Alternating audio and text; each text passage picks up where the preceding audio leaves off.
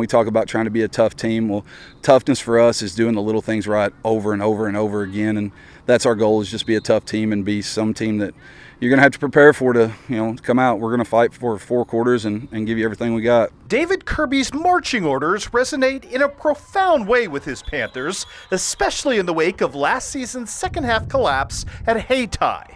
A loss that may well have cost Monroe City a chance to run onto Faurot Field last December. There has, however, been some upshot to all that heartbreak. It's definitely hurt, but I think it's a good thing. I think it's going to drive us more this season. You can't be complacent with stuff like that. I think we got a little complacent maybe, and I think it's definitely going to improve us this season. Everybody loves the game of football, especially up front. You're just battling with your friends.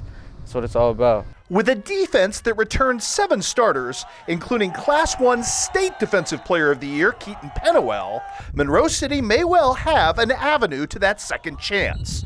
But it is the revamped offense here that may well make or break that ambition. It includes familiar and, yes, successful faces now slotted into new places within the scheme. I moved positions this year, and I wasn't with it at first, I will say. But I believe if that's where a coach believes that's best for the team, I believe, that's what's going to do for us, and I believe it'll work out. I think it will. And we have Cameron Jones in the backfield and Waylon now. I believe we're going to be pretty dang fast. We got a lot of kids who understand our systems offensively, defensively, and special teams. They know that they play a small school football, so they're going to have to play a lot of different spots. We might have to move them at different positions, but they're up for the task. And that's one thing with this group that I'm noticing is how selfless they are. A kid like Landon Utterback, who was a tailback for us last year, has made that move to tight end, and he's looked really, really good. And, they just, wherever we need them, Waylon moving from receiver to running back, there are a lot of kids who are probably big-time names that had to make some changes because it's the best for the team and they understand it.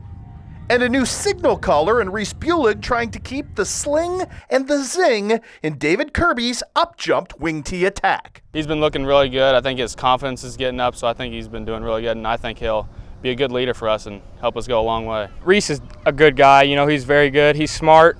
He has a good arm on him. He's athletic. I think he's going to fill that position perfect. I trust him big time. I think he's going to do an outstanding job, and I just think we're going to be a pretty good team this year.